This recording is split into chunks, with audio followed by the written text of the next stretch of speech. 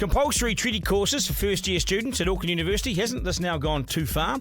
And if the bank says no and the bank of mum and dad is closed or never opened, there's another way to get into a house. It's a 1% deposit and payments no more than your typical rent. It's here, it's happening, and do you want to be part of it?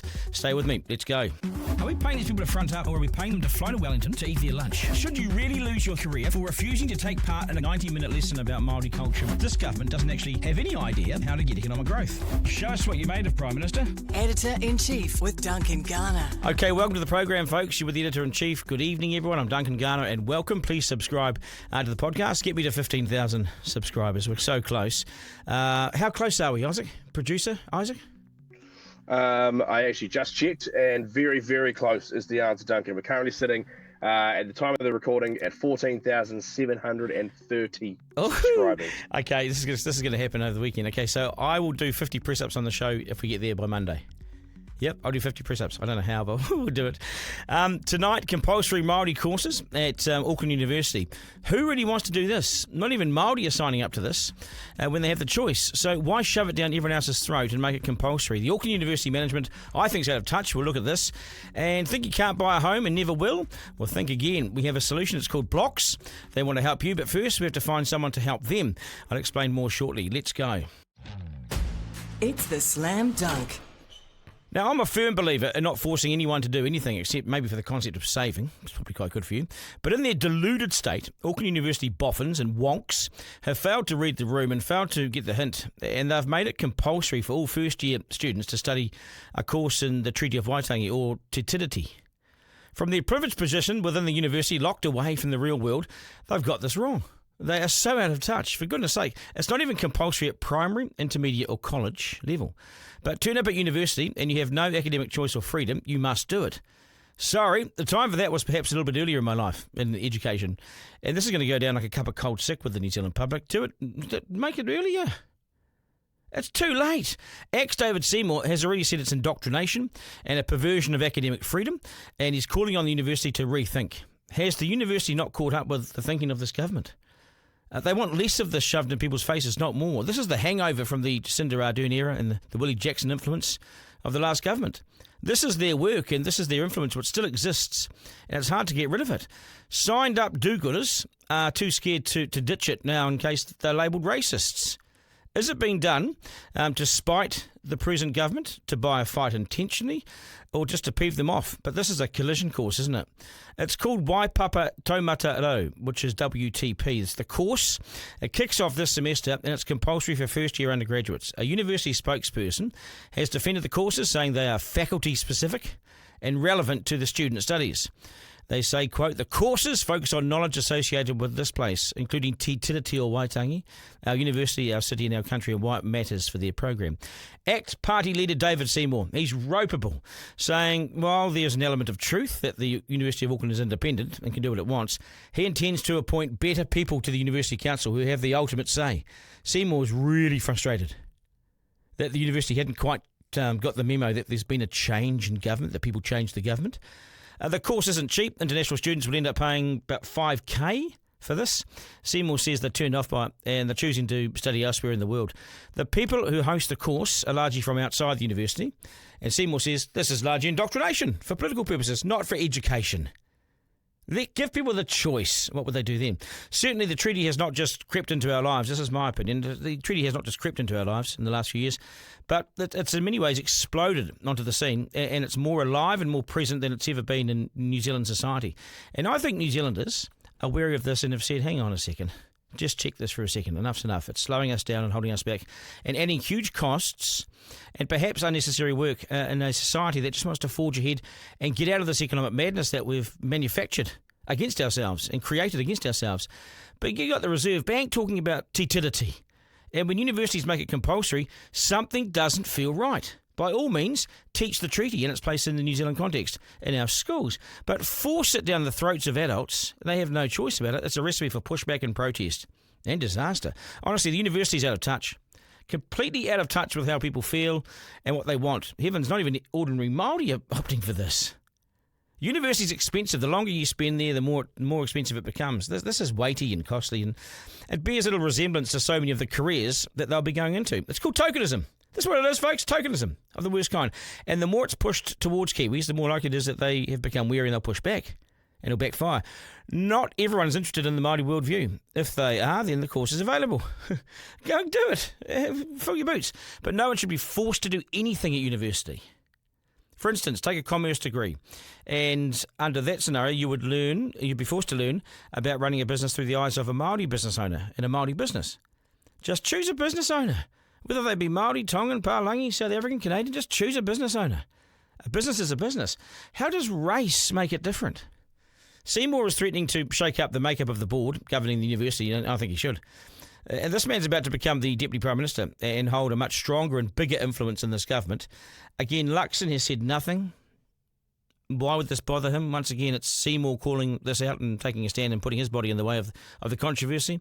Luxon will wake up when he lands in India, no doubt, issuing some mid-joint sort of position, midland position, which we would have to interpret as fence-sitting. Meanwhile, the slide into treaty mania continues. The Auckland University would do well to sniff the political breeze, in my view, and realise it's a red rag to a bull. And it's in a fight with this government that I can tell you now it will not win. Any day of the week, it won't win that fight. The public are fed up. The government's driven largely by Winston and Seymour, and they mean business on this stuff. They may wish to dump their do-gooder pander to Māori approach to this university because the masses simply don't want it, especially in these sort of busy lives that we live in, that have become so busy and complex. The last thing that they want to do is to be told to sit down, pay through the nose for a course about the treaty that they're not interested in. Let's say you're studying computer science or chemical engineering or accountancy. How is the treaty relevant to any of that? Many universities say the students arriving these days can barely read and write. Standards have dropped so low. Maybe focus on the basics might help us get ahead rather than forcing students to be in a lecture theatre or a marae who don't wish to be there. It's a complete waste of time and money. And once again, in a fight to be the best in the world, we drop back just a little bit further. To the University of Auckland, drop the PC nonsense and get back to the business of preparing our students, your students, to be world leaders in their fields, not compulsory activists at home. Okay, get on with the job. Editor-in-Chief with Duncan Garner. Okay, do you want to buy a house, but the bank says no? The bank won't lend money to you. You're too old. You have a bad credit score. You don't earn enough. You might be in a group of people. You might be in a tribal group. It might be 10 of you in a tribal group that want to put money into a house. Whatever it is, there is another way. It's called Bloxx. And it's been designed by former banker Chris Smith, he's been on the program before, who knows only too well how banks will turn huge numbers of people down for mortgages and their dreams of home ownership. And we've seen home ownership rates drop in this country over time. He's teamed up with actor Cliff Curtis, who's now co-director of the company, to offer this new, unique solution to home ownership. It means no big bank loan. Okay, so you pay 1%. This is how it works. You pay a 1% deposit. 1% of the total cost of the new build house, and you pay the house off as you go, so it's a set fee every month or fortnight. You pay a set fee to Bloxx. There's no interest on this, it's just a set fee, like rent. It's 30% cheaper than a mortgage, so it's similar to rent. And it means you buy equity in the house as you go, so after 5 years, 16% of the house you own. Okay, I interviewed Chris a number of months ago, and while he's making progress, he's also finding doing business in New Zealand and getting lenders to think differently, because he needs to raise money, you see, so he can buy these houses on our behalf. So he needs to get lenders to think differently and change their ways. And it's nigh on impossible. The rules are the rules in this country. No one's really creative and thinks outside the square, so it's only banks that people are dealing with.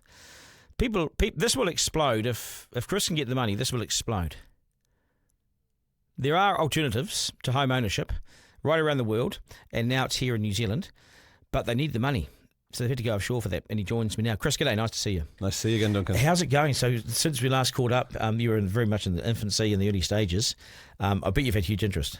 Yeah, I mean, obviously, up to that point, we'd spent 2 years building the company behind the scenes, so it's always nice to step out a bit into the limelight. Yeah. But we've obviously been very cautious because we know what we can create here in terms of an avalanche of customers that we can't help at this stage.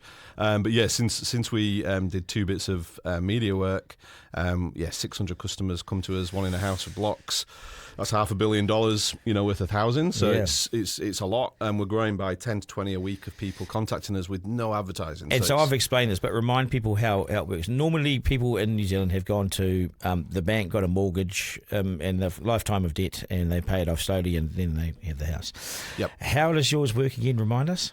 So I mean, the interesting bit is, we've kind of got into our heads the only way to buy a house is to borrow the money to then pay the money back. Yeah. And you have to buy the whole thing at the start to enable to do that. And what you kind of forget is how much interest cost you're bearing on that loan. So all Bloxx does is kind of says, well, let's get rid of the debt. You know, why do we need to buy the whole house at the start? Yes. So let's just buy a small amount that you can afford from 1%, so we get rid of the deposit hurdle. Yes. And then every week when you're paying your fixed payment for the first 5 years, so you know exactly what you're going to be paying, you just buy more and more of the house. Yeah, so you buy an equity as you go. And what's happening, which is the beautiful thing around this, is because we've removed the cost of interest, it's circa 30-40% cheaper than a mortgage every month. So it's like paying rent, effectively. It's like paying rent, but it's actually buying equity, and you have all the rights of being the homeowner. So you know, it's completely inversing the model. Because often say to people, when you've got a mortgage, you know, do you really own the home? Yes. Well, the bank owns it. Yes, and you'll find out if you stop paying. Right? Well, if you stop paying very quickly, you'll find out that we'll stop paying your rates as well. You'll find out that it goes back to the bank. Correct. And there's a mortgagee sale, and it's undervalued, and it's sold, whipped off. Whereas rent is dead money. See, this is the thing with rent. My father always said, "That's dead money, dead money, dead money." Well, someone else's money. You're paying somebody else to build their equity position and service their debt. Yeah. So what we've done is we've gone, right, okay, let's change the way that this operates. Yes. And let's enable people to get in without the need to borrow and buy the house whole at the start. Yes. Because the other bit that's quite startling when I've said to people when I've been having conversations is, you know, when you buy a house for $1 million, yes, you've kind of paid $2.4 million for that house. Yes, and then you sold it for 1.9. You think you've got 900 grand up your sleeve cash. You prepaid it. It's a savings scheme. So building equity in means that not only is it much cheaper than a mortgage every month, but also now 80% of the payment you're making is just buying equity. Yes. Whereas with a mortgage structure, in those first 10, 15 years, 80% of your payment's just paying interest. People will say to me then, who holds the debt and who's servicing that? So there is no debt, because basically what we're doing is we're going, right, okay, well, rather than, because at the moment the banking system obviously ingests a lot of money, because the bank doesn't have the money that it lends to you, right? It gets it from the market. Yes. And if you think about the last 20 years, it's grown a lot in terms of how much it needs to lend, because every house is now so much more expensive. Yes. So in essence, what comes into the bank is a lot of wholesale investment money, and that's from pension firms, hedge firms, overseas corporates. So we're basically going, look, you know, we can direct that money into Bloxx rather than it going into the banking system. Right. Or so just a small portion of that money. Right. And so do you have houses and money now? So that's what so we have customers. Yes. It takes a while to buy a house. We're not rushing anyone to buy a house, right? This is a big commitment. It's a massive idea, and which takes time to unfold, right? Exactly. So we've got 50 plus customers now pre-qualified. 20 customers matched to homes. We've got people out there viewing right at the end, you know, about to buy. It's quite exciting, isn't it? We have 2 customers in a home, you know, that have gone through this process. Last time you had 1, so you got the second one in already. Correct. Yep. And now we're looking to build that even further. Now, this is where the interesting challenge bit comes for us, because, you know, to bring in, you know, the $500 million within the next few months, you know, that we could facilitate for, it means that we have to work with big institutional investors to get them out of the banking system to a small degree. And how hard is it to get them? And then into Bloxx. I would say in New Zealand, it's extremely, extremely hard. Right. So we've already had to go offshore. You can't get the money in New Zealand. We can get small amounts of money in New Zealand, but New Zealand isn't, how can I put it? New Zealand innovates in a number of ways, but the level of kind of thinking that we need to change in terms of how the financial matrix is currently built to enable it to come into a new kind of system that we're building. Yes. Even though we're set in our ways. Very much set in our ways, but it's more that it's kind of they can't play with us yet. So they will follow when we can't invest in you. They can't. Yeah. They want to, but they can't.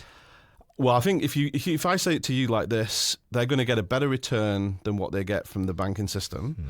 They're going to be investing in the same underlying asset, which is residential property, so it's as safe as houses. Yes.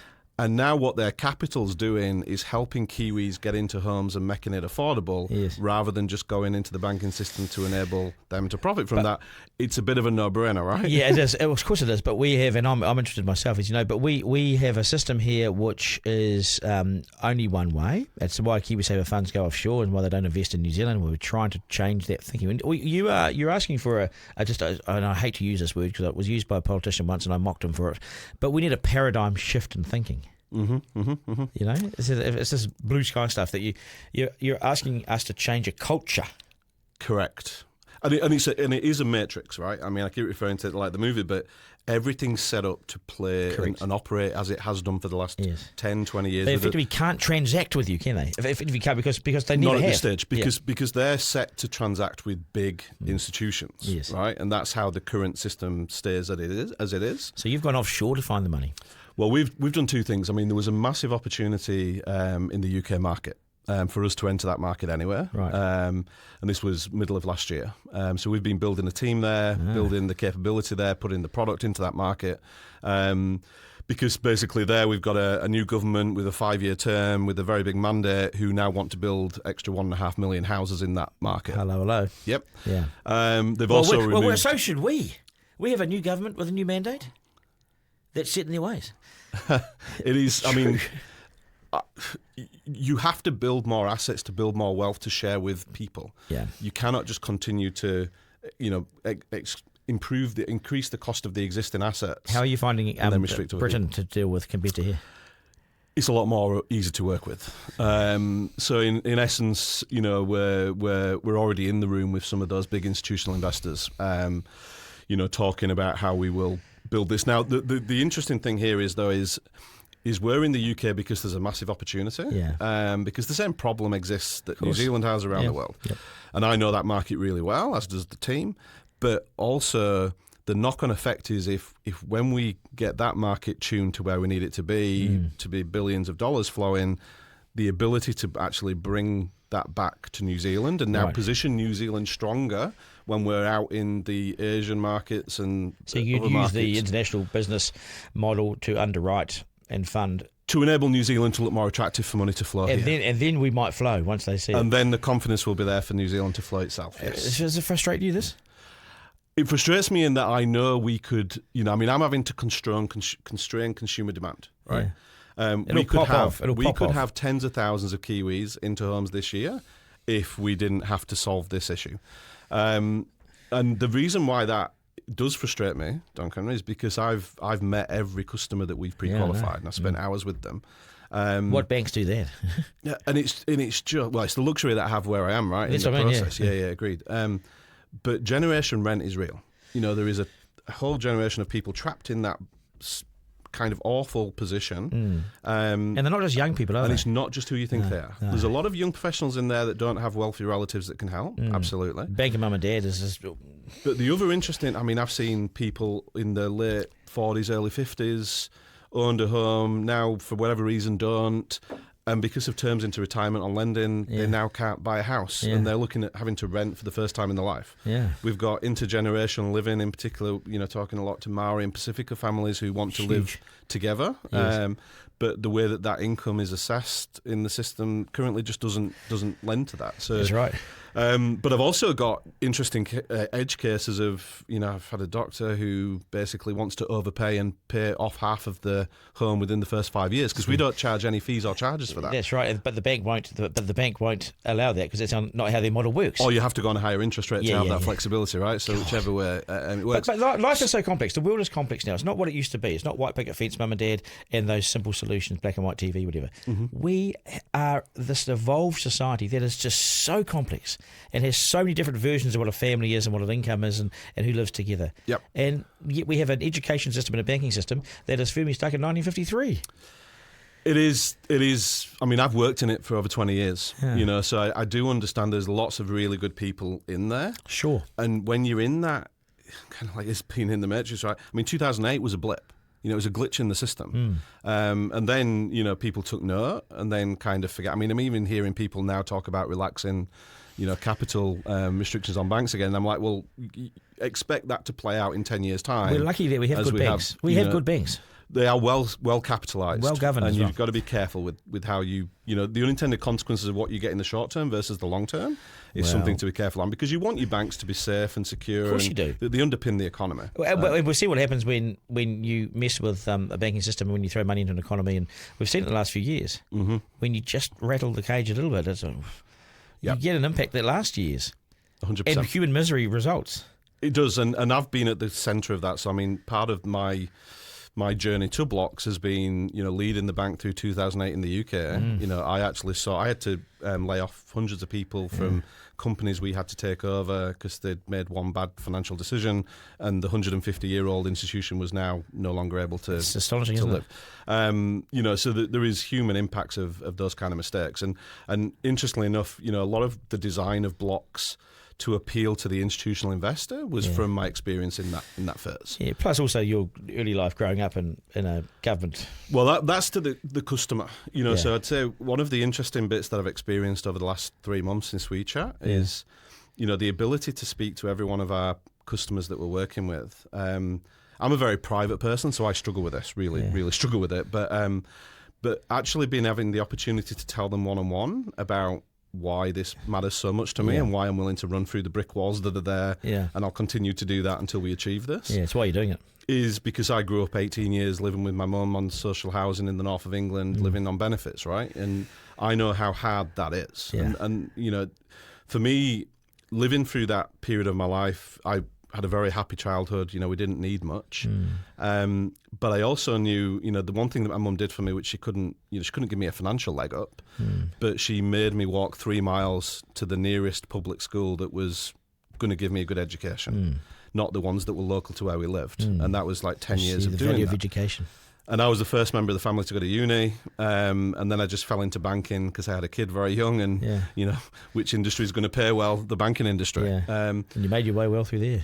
And well, they just kind of forced me to buy a house when I first joined because I had no aspiration to own a home, and they did it with offering a staff mortgage. Because you didn't know anything about it. I didn't know anything about it. I didn't understand why it was important. So being given a staff mortgage, which meant no deposit, and the bank didn't make a profit on my loan, it made buying a house as cheap as renting a house. Well, it was a leg up that you don't get now. And it's not in existence now. No.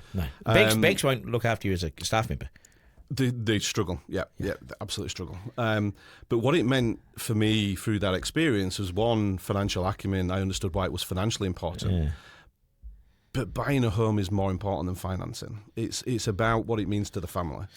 It just puts you in a sense of stability. You can become part of the community. I know this now. You can put roots down. The kids can be settled in school, and that's what Bloxx designed to do. Yes, we're going to create financial wealth because you're building equity rather than paying rent. The biggest outflow is building something for you. But and I haven't really described it like this before. But because I don't own a home at the moment because I've sold them, right? Because I had a divorce, so I sold assets, right? That's how it had to happen. And so for the last couple of years, I haven't owned a home. And my son now is saying, "Dad, when are we going to do this?" Mm-hmm. And I'm thinking, okay, well, I've been waiting for the market to settle. I've been waiting for the market to come back a bit, and as you do. And I've been waiting for an opportunity. That's where you come along. But it's a heart issue now for me. It's an emotional issue now for me because I need to provide a safe, well set up home for my son who is with me. And we have his friends around, and we have that there in that corner, and he has his desk, and he can do his homework, and that's what it means to me. Yep. As much as it's been a financial decision all along, investing in homes, more than ever at 51 years of age, this is about a home. Yes. Yep. And that's the connection, because I think people have realised that because I've lived experience of knowing how hard it is when you aren't, coming into home ownership without an intention of doing it, but then realising how special it is and the difference it makes to the family. Oh, yeah. But the last 5 years, since I've left the corporate world, I've not earned a salary at all. Yeah. That's been a lot of sacrifice to get to where we are today. I thought about that a number of times over the summer. So I came back to New Zealand April 23, and I've had to take the sacrifice from my family. We rent again, right? But building this is more important, and the family's behind me. But the irony is I feel the pain of my customers. So we've had to move once already because the landlord wanted to sell the house because he was over leveraged and couldn't pay the interest on the mortgage. But renting someone else's house, it's not your house. It's terrible. There's no sense of stability for the family at all. No, and I don't know if this is sexist or whatever, but as a man, I don't feel like it doesn't feel right. It weighs heavy on my shoulders every day you from feel a the same home perspective, but then I know why I'm doing it. We're in the same boat, aren't we? Which makes me, I think about that a lot, because I know that the family's having to take the sacrifice as much as I am. Yeah. But this matters too much. We have to solve this. And I agree with you. So you've got there's two people happily in the house now. Mm-hmm. You've got 50 waiting. Yep. They're fully ready to, 20 of those are matched now because we have to go through So when you period match, which hopefully I will be shortly, when you match, that means you're in the market looking for the house that matches there. So yeah, we basically do the work for the customer. So they tell us what it is that they're looking for in terms of where they wish to live, what kind of house they're willing to have. We have to do the normal work around what you're willing to trade off, because perfect house versus what you can actually afford never always ties up. What do you settle for, yeah? So we kind of become the Tinder of housing, right? We're matching you based on likes, dislikes, giving us all the information, and then the team that I have are really honing in on exactly what it is that works for you and finding as many things that look like that as possible. And in terms of the housing, and people will say, what sort of houses are they? You've got availability of sort of everything, have you? Yeah, so the only constraint we have is new build. Yeah. We are just looking at houses that are either built or that are being in process of being built or can be built. So they're all new. They're all brand new. They're all new. Yeah. Yep. And that's the only reason we've put that kind of constraint on us at the moment is, when you're building something of this nature, it is very complicated. Yes. And you can add more complexity in at the start. Not yet. And New Zealand has had a lot of history with old leaky houses. Yeah. So as soon as you have to start looking at, doing a lot of assessments on properties, how good are they? It gets difficult. Yeah. So we will get to that in a couple of years' time. Yes. But for now, we've made the compromise and gone new build because in essence, it actually helps the customers that we're working with as well because it removes a lot of the maintenance risk. Because we're doing assessment not just on the home, but on how good are the guarantees, X, Y, Z. We have to buy well. And we have to buy well for investors as well as customers. That's right. Well, otherwise it's leaky building Mark II, and or whatever it is. And I trust you to get that right. But things that nowadays, if you look at the law, you've got to be a bit of a cowboy and pretty shonky to get away with something now because you've got to pass so many tests. Our system is compared to 1998-99 when that legislation that went through there. I think we're in a pretty strong position. In terms of regulate, absolutely. But what you need to, we basically look over the top of that to go, there's developers who are highly leveraged, and how strong are those warranties and guarantees going to hold up? Well, could that also be an advantage for you in the buying process in that there's a lot of stock around?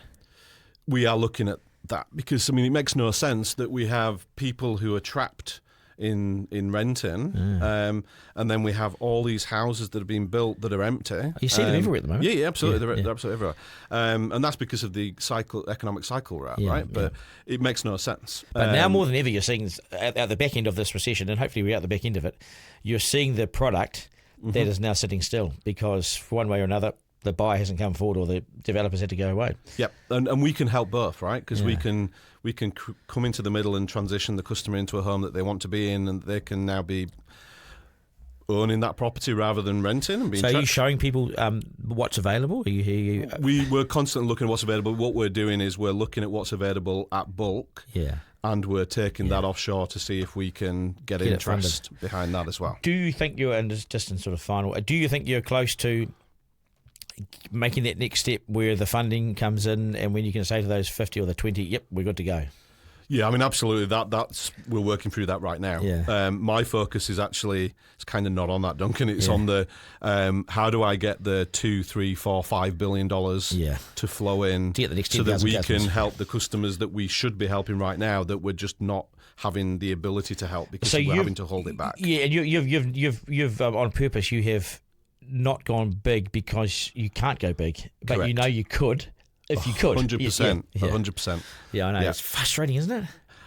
Frustrating, but reassuring in that we know this is what the country needs. We know people want it, in terms of, that I've spent hours on calls with people explaining it because it's difficult to, nobody wants to know how a mortgage intricately works. Well, and people with mortgages still don't. No, but I need to explain to people how a mortgage works so they can understand how Bloxx works, so they can make the true comparison. But the real comparison is, do you want to keep renting or do you want to start owning with Bloxx? Because the mortgage isn't an option for many people. Or do you want your money to work for you or to work for someone else? And do you want the stability of the home? Yeah. And it's quite easy in that sense. But the because hidden it's heart, new, hidden heart. because it's new, people need that information to trust that this is real. So I'm happy to do that, but it's just one thing that we are building out. How do we do that at scale? But everything is new. Everything is new at some point. Mm-hmm. Podcasts were new a few years back. The internet was new 25 years back. Like the cell phone was new. Now you can't live without these things now. Everything comes of age. Yeah. And do you know the interesting thing is what we're actually offering to the investment community isn't new. It's as safe as houses. It's a better return. It's a house. And you are having impact. And that is the bit that I need to do a better job of getting out there, the message. Yeah, because your message is two or threefold. One, it's to us as consumers and potential homeowners.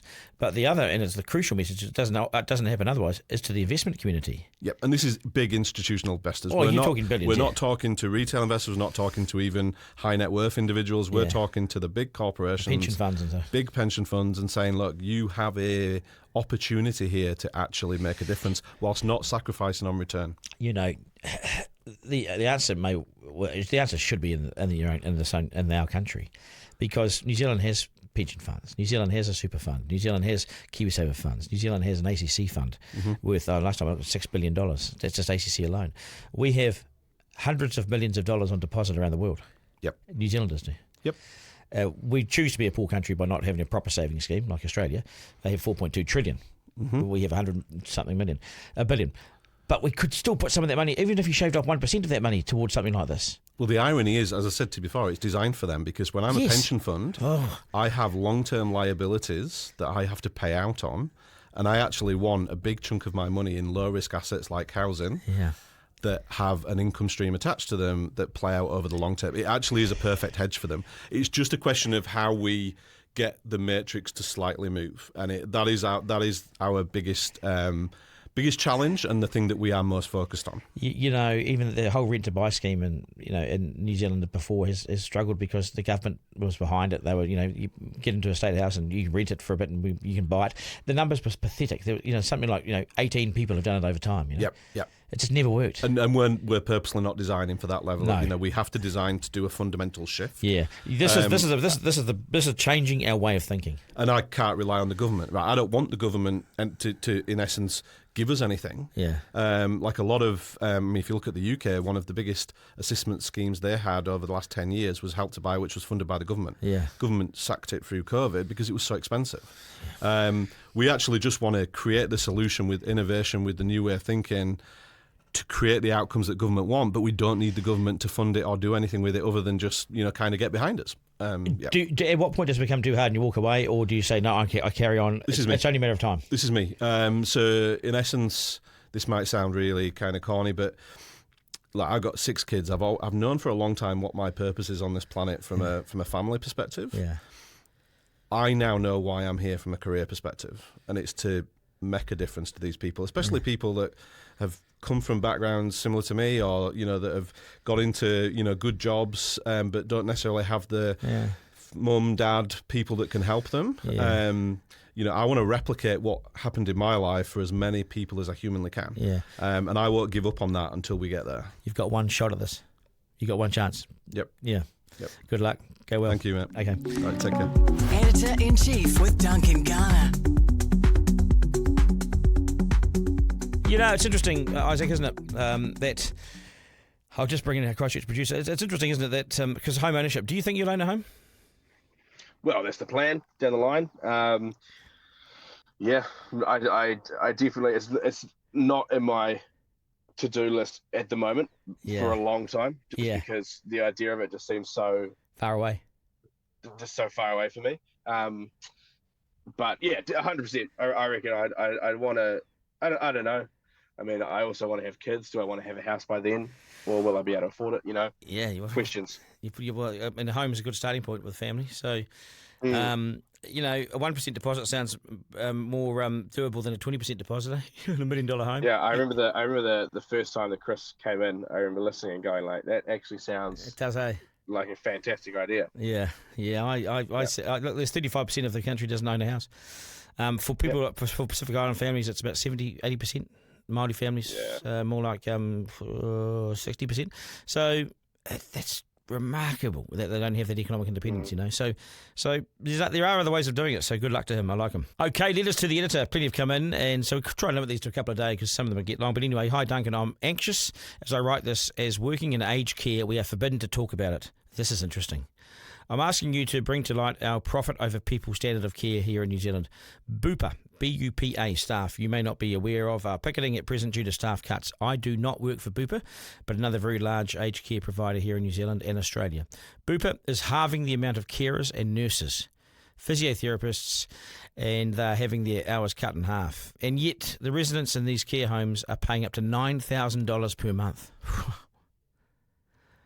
Other retirement villages are under the radar as they choose not to replace staff when they leave. These vulnerable, precious members of our society are being treated as a pay packet for hierarchy and shareholders, and not out of concern. When concerns are raised, we're shut down and we're hushed up. Complaints are expected to be handled at ground level so they don't rise and see the light of day. Do not let them get to letter writing stage, or their management need to do something about it so it doesn't happen.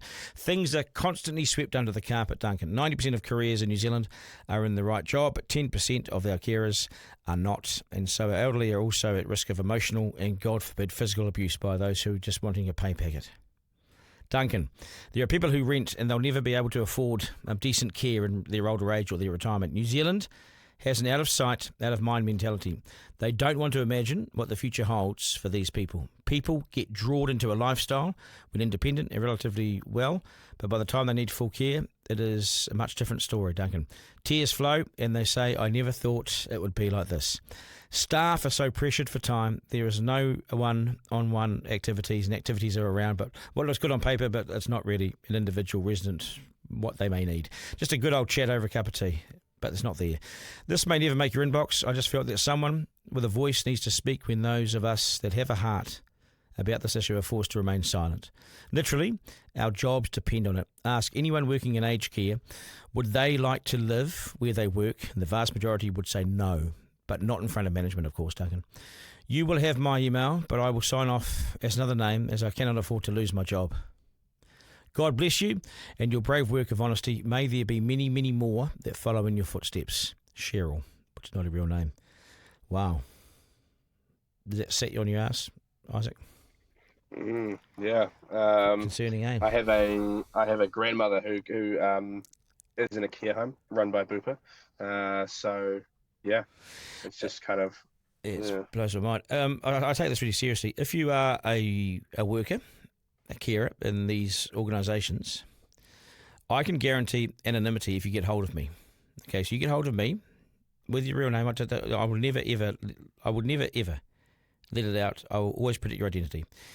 And send me an email in the first instance, duncan@rover.nz. Tell me what is happening in your care facility. But I also like one or two of you to come on. We can do all sorts of things to blank your face, change your voice, whatever.